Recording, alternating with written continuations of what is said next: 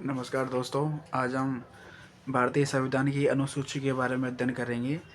तो हमारे जो मूल संविधान है, आज संविधान की हम पढ़ेंगे अनुसूचियाँ। अनुसूचियाँ हमारा जो मूल संविधान है, मूल संविधान में 8 अनुसूची थी और वर्तमान में हमारे संविधान में अनुसूचियाँ हो गई 12। कितनी हो गई? 12।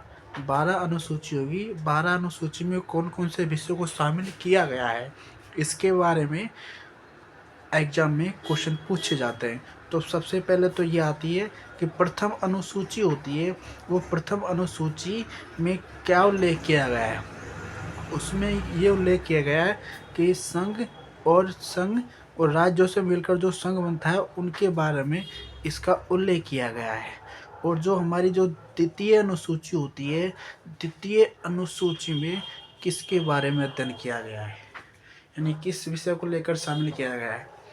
जो दो द्वितीय अनुसूची है, उसमें जो हमारे संविधान के जो पद अधिकारी है, यानी लोकसभा के अध्यक्ष, राष्ट्रपति, राज्यपाल, विधानसभा के अध्यक्ष, सभापति, ये जितने भी पद अधिकारी है, उनके जो वेतन है और जो भत्ते उनको मिलते हैं, उनके बारे में इसका उल्लेख किया गया है संविधान की सेकंड अनुसूची में।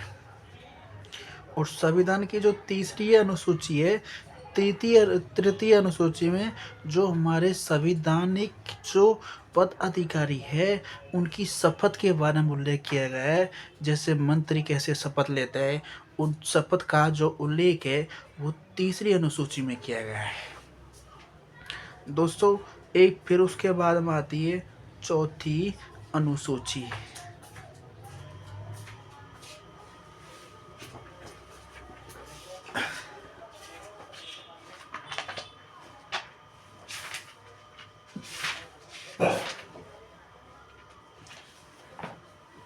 उसके बाद में आती है चौथी अनुसूची। चौथी अनुसूची में ये किया गया है कि भाई जो राज्यसभा है, राज्यसभा में जो मेंबर है, उन मेंबर कौन से मेंबर के बारे में इसको उल्लेख किया गया है, भाई कौन से राज्य से कितने प्रतिनिधित्व राज्यसभा में होंगे, इस बात का उल्लेख चौथी अनुसूची में किया गया है। हमारी जो पांचवी अनुसूची है, पांचवी अनुसूची में प्रशासन और नियंत्रण किया गया है। कहने का मतलब जो एससी और एसटी जो एरिया होता है ना, उस एरिया में प्रशासन और नियंत्रण ये कैसे होगा, इस बात का उल्लेख कहाँ किया गया है? पांचवी अनुसूची में। जो हमारी जो छठवीं अनुसूची है, उस अनुसूची में भी यही सेम प्रशासन और ये नियंत्रण के बारे में बात की गई। लेकिन कौन कौन से एरिया में? ये अपना जो पूर्वी भारत है, असम, मेघालय, त्रिपुरा और मिजोरम, इनके बारे में उल्लेख किया गया है। कौन सी अनुसूची में? छठवीं अनुसूची में। थोड़ा दिख नहीं रहा है यार ये। उसके बाद में साथियों आती है सातवीं अनुसूची। सातवीं सातवीं अनुसूची सातवीं अनुसूची में किया गया है शक्तियों का विभाजन। जो केंद्र और जो राज्य है, उनमें शक्तियों का विभाजन किस प्रकार होगा, ये किस में उल्लेख किया गया है? सातवीं अनुसूची में। इसको याद करने का तरीका ये रहेगा, से सात, से शक्ति, से सात और से शक्ति, से सात, से शक्ति। और इसमें तीन प्रकार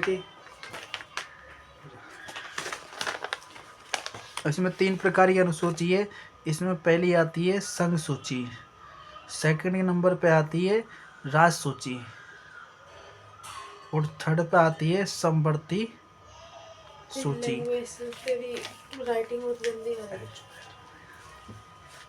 संघ सूची वह सूची है जिसमें जो वो विषय आते हैं जिनके ऊपर जो कानून बना सकता है वो सेंटर बना सकता है, यानी केंद्र सरकार कानून बना सकती है। और जो राज सूची है, उस राज सूची के विषय पर केवल राज्य सरकार कानून बना सकती है। जो तीसरी है समवर्ती सूची, उस पर जो कानून है राज्य सरकार भी बनाएगी और केंद्र सरकार यानी संघ भी बनाएगा। लेकिन अगर इन दोनों में बात की जाए, अगर दोनों ने इसके ऊपर कानून बना दिया तो संघ सूची का कानून मान्य किया जाएगा, इसका नहीं माना जाएगा। संघ सूची के विषय में बात करनी है तो इसमें एक ट्रिक याद कर लीजिए, इसमें स्टार्टिंग में +3, -3 और +5। थोड़ा सा ये देख लीजिए कि संघ सूची में जो हमारा मूल संविधान था, मूल संविधान में मूल संविधान में हमारे जो विषय थे वो थे 97, और जो वर्तमान में ये विषय 3 और ऐड कर दीजिए। वर्तमान में हमारे संविधान में संघ सूची के कितने विषय है? 100 विषय। ये तो है मूल संविधान जो, और ये है वर्तमान में 100। उसके बाद में राज्य सूची में जो विषय है वो है मूल संविधान में 66, और जो वर्तमान में हमारे जो संविधान में जो राज्य सूची के विषय है वो है 61 है। समवर्ती सूची में मूल संविधान में 47 विषय थे, और हमारे संविधान में वर्तमान में 52 विषय समवर्ती सूची में शामिल किए गए हैं। राज्य सूची के विषय पर सेंटर जब आपातकाल लगता है तो राज्य सूची के विषय पर कानून बनाने का अधिकार सेंटर को होता है, संघ यानी केंद्र सरकार को होता है। मैं उम्मीद करता हूँ कि आपको इतना समझ में आ गया होगा।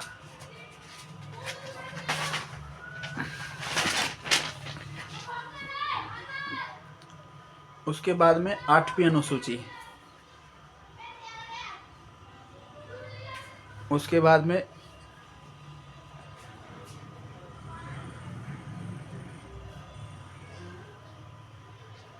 8वीं अनुसूची में हम देखेंगे 8वीं अनुसूची, ये बहुत बहुत बहुत ज़्यादा पूछ है। 8वीं अनुसूची में साथियों 22 भाषा है, यानी ये भाषाओं को शामिल किया गया है। इसमें कितनी भाषा है?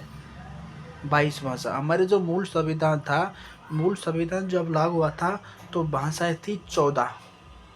फिर 1967 में जब संशोधन किया गया तो एक भाषा थी सिंधी, उस सिंधी को ऐड कर दिया गया, और हमारी जो भाषा हो गई वो हो गई 15।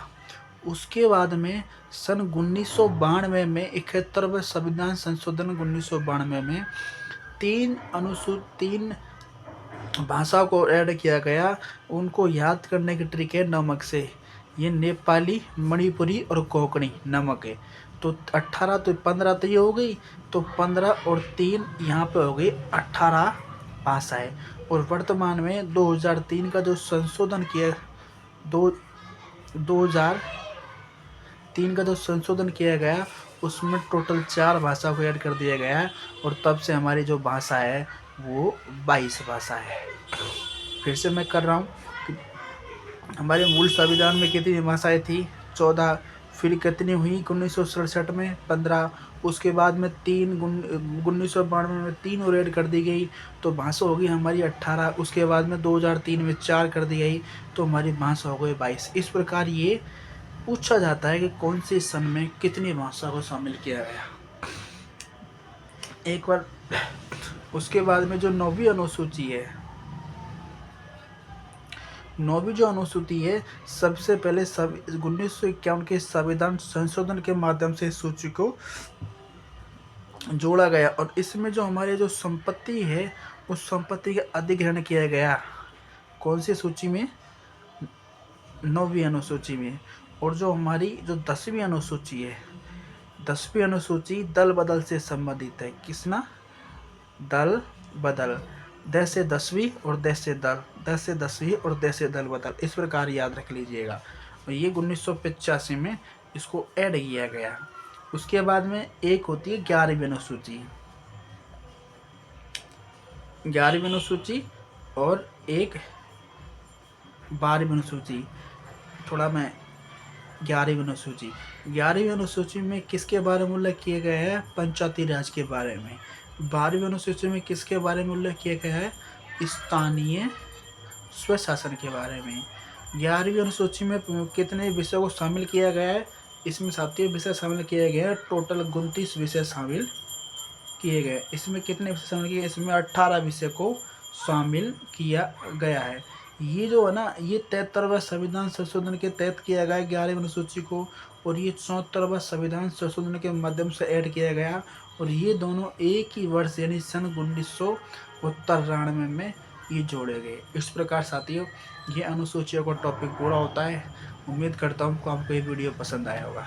धन्यवाद।